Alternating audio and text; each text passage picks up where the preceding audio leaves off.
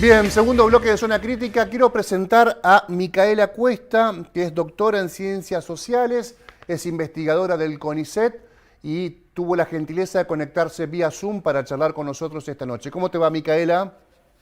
Hola, ¿qué tal? Buenas noches.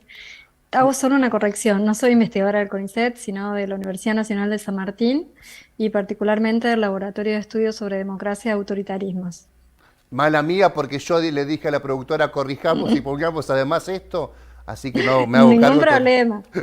No, ningún problema, ningún problema. Micaela, quiero, si me permitís y podemos compartir un clip de 3 minutos de voces que hemos visto en televisión principalmente en los últimos días y después sí charlamos extendidamente o el tiempo que vos tengas de este tema, de este asunto que nos interesa tanto a vos como a la audiencia de nuestro programa. Lo vemos. ¿Quién puede determinar a partir de cuándo es odio? Grieta hubo siempre, ¿no? En mayor o menor, diferencias también, no solo en Argentina, sino en el mundo. A ver, Flor, vamos a ir detallando algunas cosas que han sucedido en las últimas horas, como por ejemplo, declaraciones de Gabriela Cerruti, ¿no? Hubo declaraciones de Gabriela Cerruti que desmintió que hubiera un proyecto en este sentido. A ver, el nodio con Miriam Lewin, ¿no? Habla del tema y habla de otra manera. Porque No habla sanciona. en función de lo que dice Gabriela Cerruti. Mira, ahí lo tenemos. Los discursos de odio pueden tener un efecto en el mundo real. Claro, porque ella viene planteando esta discusión desde hace Sí. tiempo, pero no tiene una capacidad de sanción desde la Defensoría. Sin Entonces, duda, la idea... pero va marcando una línea. Me duele que aumente la pobreza. Me duele que se profundice cada vez más la crisis educativa. Y mientras tanto, ante tanto dolor, el kirchnerismo solo nos intenta distraer. Ahora, con esto nuevo que es proponer una ley mordaza, con el argumento totalmente inverosímil de que la culpa de todo lo que pasa es del periodismo, de la justicia, de la oposición. No, a mí me parece que hay que hablar, yo prefiero hablar siempre de hechos y no de personas. La verdad que diría que no gaste ninguna energía el gobierno en redactar o enviar un proyecto de ley mordaza al estilo de la que tiene el chavismo en Venezuela, porque no va a pasar por la Cámara de Diputados. No, para que gasten sus energías en los problemas auténticos de la gente, la inflación, la carestía de precios, y no en esto porque no va a pasar por la Cámara de Diputados bajo ningún punto de vista. Lo que me sorprende es que sorprenda más que yo les pida responsabilidad a algunos dirigentes políticos que la irresponsabilidad cuando estos dirigentes políticos piden, por ejemplo, la pena de muerte para la vicepresidenta. Que el sector de la política a quien se quiere aniquilar y quien sufrió un intento de magnicidio es Cristina. Y al sector de la política que se quiere aniquilar, según los dichos de muchísimos dirigentes políticos y algunos periodistas, que también son varios, es al kirchnerismo, es al peronismo, porque el antiperonismo tiene una tradición muy fuerte, Gustavo, en la Argentina. Pero tampoco nos hagamos los distraídos. En el gobierno, por ejemplo, sobre todo en el entorno de Cristina Kirchner, están muy interesados en Crónica TV. Este atacante, que aparece sistemáticamente haciendo declaraciones en programas de Crónica TV, en el programa de Tomás Méndez, ¿era él que buscaba la cámara o alguien lo contrataba como una especie de extra para que hable en contra del gobierno frente a las cámaras de televisión o a los mobileros del programa? ¿Era así? Son preguntas que se están haciendo en la intimidad de Cristina, ¿eh? Y claro, ahora aparece la novia Si era también, así, ¿no? ¿quién ponía la plata? Una cosa es tirar un tuit agresivo y al que todos les discutimos a cara descubierta y no sé qué. Y otra cosa es lo que pasa en los lugares donde vos no tenés la más mínima idea de quiénes están ahí. Bueno, un resumen muy arbitrario, por supuesto, muy ligero, de algunas voces que hemos escuchado en los últimos días en los medios de comunicación, principalmente en la televisión. ¿Qué opinan sobre esta posibilidad de regular los dichos, expresiones de odio en medios de comunicación? Que después Gabriela Cerruti dijo, no estamos trabajando desde la gestión en eso, pero hubo una respuesta muy potente de la oposición sobre este tema. La mirada de Victoria Donda, que evidentemente ella plantea que hay un discurso de persecución. Bueno, Pagni aportando una duda respecto al rol de los medios de comunicación en la construcción de una noticia, principalmente de un canal. Así que, Micaela, ¿por dónde querés empezar a desmenuzar todo esto que seguramente hace mucho tiempo venís haciendo, pero principalmente en la última semana? Bueno, yo empezaría por la primera pregunta que sale en el recorte que ustedes proponen, que dice, ¿quién puede determinar qué es odio? Que me parece una pregunta legítima y pertinente y que debería poder ser respondida por distintos organismos, quizás, por especialistas y por la sociedad toda, ¿no? O sea, yo puedo aportar ahí las definiciones que nosotros tenemos de qué es odio o cómo nosotros o el LEDA define lo que es odio. Y ahí decir que tomamos una definición de la Organización de las Naciones Unidas, para la cual los discursos de odio son todas aquellas expresiones enunciadas en el espacio público, y agrego digital, porque las redes sociales, que es lo que no está siendo tematizado aquí en el recorte tampoco, conforman, configuran, performan aquello que puede decirse en el espacio público y forman parte del espacio público. Digo, todas aquellas expresiones entonces que tiendan a promover, legitimar o incitar acciones de violencia, de deshumanización hacia personas en función de la pertenencia de esas personas a colectivos de identidades sociales, que pueden ser políticas, religiosas, étnico-raciales, de género. Este tipo de discurso de odio con estas características, o sea, no cualquier expresión puede ser tipificada, estipulada o definida, digámoslo, para no usar un lenguaje jurídico, como discurso de odio, sino que solo son discursos de odio aquellas específicas que pretenden que, por ejemplo, deshumanizan, es decir, tratan a los otros, a quienes estigmatizan con metáforas del reino animal. O sea, te pongo un ejemplo, ¿no? Si decimos de alguien que son unas ratas y que hay que exterminarlos, eso es un discurso de odio. Si decimos de algún colectivo humano, social, quiero decir, que son una lacra, que no merecen estar vivos, eso es discurso de odio. Si decimos de o alguna identidad social, pongámosle el nombre que querramos, ¿no? Política o no política, que contaminan o que constituyen el virus de la sociedad, luego hay que exterminarlos. Todo este tipo de pronunciaciones que cualquier televidente podrá identificar como odiantes, tienen digamos, a todas estas que nombré como ejemplos de múltiples posibles, que además relevamos permanentemente en las redes sociales, y no solo en las redes sociales, lo que subyace a ese tipo de discursos es la voluntad, eso, ¿no?, de desaparecer, de exterminar, de eliminar al otro, ¿no? Cualquiera, insisto, cualquiera sea ese otro. Entonces no estamos hablando de cualquier cosa cuando decimos discurso de odio, al menos desde la perspectiva que tiene diría la academia por un lado, pero no me arrojaría todo el derecho de hablar en nombre de toda la academia, pero sí digo la perspectiva que tenemos nosotros desde la investigación en el Laboratorio de Estudios sobre Democracia y Autoritarismo. Después, la democracia requiere formas públicas del disenso y del conflicto, porque eso es la democracia, pero el conflicto supone la convivencia con la alteridad en un clima en el cual esa alteridad, aunque sea resistida por algunas partes de la sociedad, pueda expresarse sin temor, sin miedo a ser perseguido, sin miedo a ser hostigado, sin miedo a ser censurado, etc. Cuando hablamos entonces de limitar los discursos de odio, no estamos diciendo, creo yo, o al menos en la discusión que a mí me interesaría dar, no estamos para nada poniendo en juego la limitación de la libertad de expresión, por ejemplo, ¿no?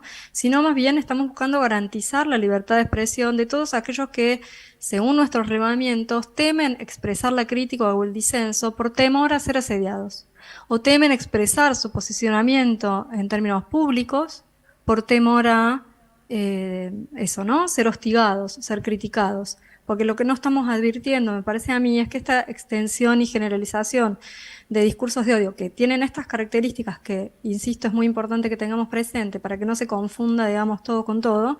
Digo, los discursos de odio lo que producen muchas veces, aunque sea una consecuencia, digo, no deseada, es el silenciamiento de ese otro. Entonces está en juego ahí la libertad de expresión del otro, además de la libertad y el derecho a un igual trato, ¿no?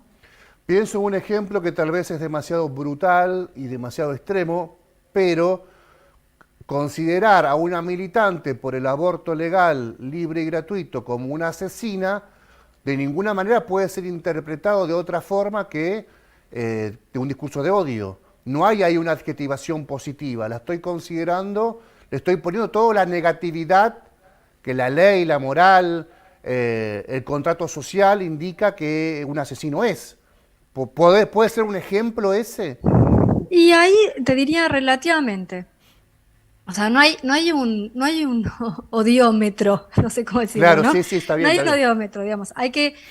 Forma parte, en todo caso, de los criterios para establecer los parámetros de los discursos de odio también se establecen a partir de esos consensos democráticos y socialmente, y luego una reflexión y que nos pongamos de acuerdo, etcétera.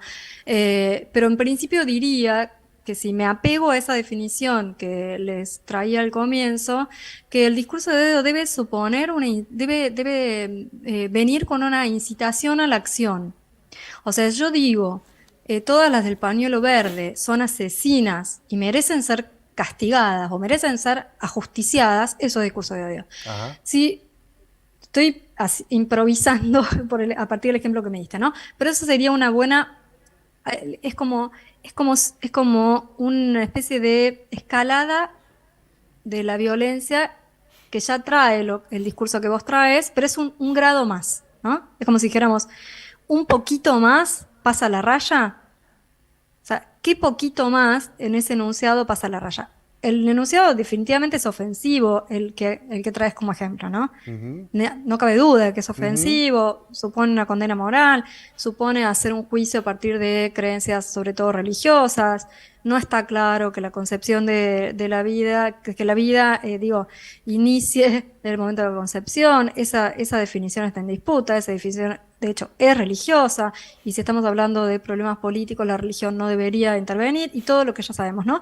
Pero puede ser una expresión que, digamos, no... que puede existir, digamos, que puede existir una democracia. Una democracia también debe soportar el disenso. Entonces, en el momento que estamos legislando sobre algo tan delicado como es la ley, el derecho a la interrupción voluntaria del embarazo, bueno, no está mal que se expresen quienes no ¿Están de opinan acuerdo? de ese modo. Claro. Es verdad que yo no aconsejaría ese tipo, no aliento a ese tipo de expresión agresiva del disenso, pero no diría que esa que vos traes ahora a colación, reconozco que es ofensiva, reconozco que tiene un grado intenso, digamos, de cierta violencia, pero no diría inmediatamente que es discurso de odio. Es interesante porque ¿Sí? todo lo que aquí se discuta en adelante para todos los costados es muy de filigrana, puede hasta resultar. Hubo el presentador de televisión en un canal que está deliberadamente ubicado en un lugar, que es La Nación Más, que dijo algo así como, es demasiado mansa la sociedad que solamente los putea, los insulta. Es demasiado mansa, no como en otras sociedades que pasan a otro nivel, en otros lugares del mundo, y pasan a otro nivel. A mí eso, más allá que está bastante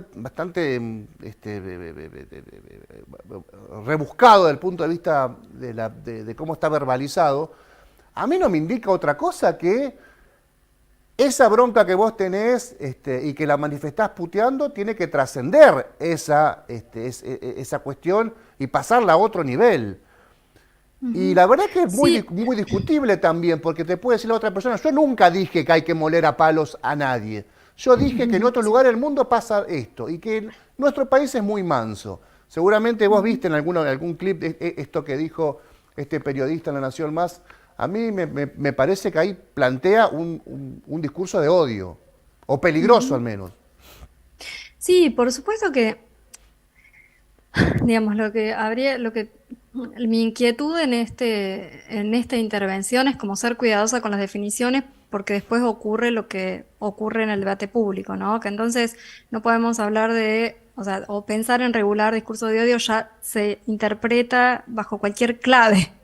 Entonces, para saber qué se regula cuando se dice regular discurso de odio en otros países en donde se regulan discurso de odio, estamos hablando de esto, ¿no? Estamos hablando de incitaciones a la acción violenta, directa, que puede inclusive, llevado al extremo, conducir a formas del exterminio o el genocidio. Es así de grave el discurso de odio, ¿no? Esos discursos de odio, por supuesto que se inscriben y tienen pregnancia en un clima que ya es de una intolerancia muy fuerte y que está antecedido por esta forma de la estigmatización, de la discriminación, del prejuicio social, del que pueden ser responsables o no, y en distintos niveles, representantes de la política, quienes ocupan una posición estratégica en los medios de comunicación, qué sé yo. Pero bueno, ese es como un clima general en el que esos discursos de odio se vuelven eficaces, ¿no? Porque uno podría decir, bueno, discurso de odio puede haber,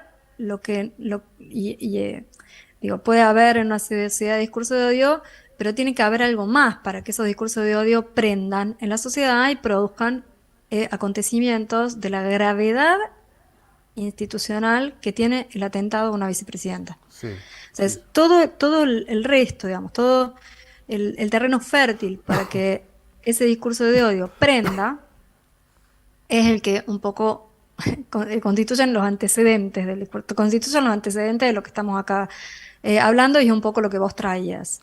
O sea, ¿en qué momento, o sea, cuánta agresividad, cuánta expresión de violencia, cuántas formas de la estigmatización, cuántas formas de la culpabilización no probada, cuántas formas, no sé, de la reproducción de agresividades o violencias son suficientes para que un discurso de odio produzca hechos violentos, produzca intento de asesinato, Sí. quemar a sujetos sociales?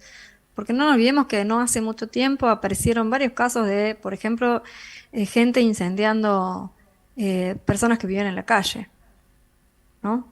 Sí. Eso ocurrió. Eso es una cosa absolutamente de odio, O que gente se monta sobre una deshumanización previa. Claro, sí. O gente quemando barbijos, Oh. que es menos grave, es grave, pero menos grave del antecedente que diste. Sí. Ahí cuestionando hasta la cuestión sanitaria, la salud pública, ¿no? Esto lo vimos mucho Sí. en pandemia, tal vez mucho más como una cuestión más porteña o más cava que en el resto de las provincias a ese tipo de manifestaciones. Quería hacerte esta pregunta como integrante de la academia, digamos. Está claro que la academia puede dar muchísimo know-how, muchísima experiencia, muchísima investigación respecto a esto. Y está claro también que discutir una ley del Congreso sobre esta cuestión resulta a priori bastante engorroso. Ahora te pregunto esto y tal vez suene muy cándido de mi parte. ¿Pensás que es muy difícil trabajar en este contexto, no en un ideal, en este contexto, trabajar desde los medios de comunicación una suerte de manual de estilo? Mirá, este terreno no lo podés pisar, este límite no lo podés cruzar, no podés estar bandeado respecto a tal o cual situación, hay que respetar 2 o 3 cuestiones básicas de la comunicación o de los sectores sociales o de la comunidad. ¿Es una mirada muy inocente de mi parte? ¿Cómo la ves? No, en absoluto. De hecho, nosotros estamos colaborando con una iniciativa de la Casa Ana Frank Argentina, que se propone desarrollar estrategias para combatir los discursos de odio y sobre todo, por supuesto, los vinculados al antisemitismo, que aunque la gente se sorprenda, sigue existiendo y significativamente en nuestro país. En esa iniciativa, el LEDA, el laboratorio, participa en un intento de hacer lo que vos decías, ¿no? O sea, proponer lo que vos estabas solicitando, que es una especie de manual de estilo en relación muy puntualmente a formas del antisemitismo. Pero eso mismo que estamos intentando con el antisemitismo, recomendaciones, digamos, para periodistas muy puntualmente, y para community manager o quienes dirigen o tienen una alta responsabilidad en la comunicación de redes, de medios, sobre todo de medios, ¿no? Sepan qué consecuencias y qué implícitos y qué fronteras se corren cuando uno banaliza, distorsiona o niega determinados acontecimientos históricos.